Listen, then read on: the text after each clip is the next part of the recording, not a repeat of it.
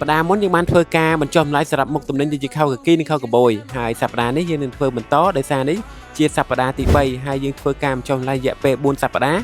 សប្តាហ៍ទី3នេះតម្លៃជាទូទៅយើងលក់ជូន 15000 ឬក៏ 18000 អញ្ចឹងណាសប្តាហ៍នេះយើងចំណាយតែ 10000 យើងបានមួយខោអញ្ចឹងទិញ5ខោគឺចំណាយតែ 50000 ទេប៉ុន្តែលក្ខណៈពិសេស 50000 រៀលយើងបាន5ខោ free ជូនមួយឲ្យទៀតឬក៏ free delivery អញ្ចឹងសម្រាប់មួយដែលមានតម្រូវការហើយមានបំណងស្វែងរកអាវប្រើប្រាស់សម្រាប់ធ្វើការឬប្រើប្រាស់ទូទៅ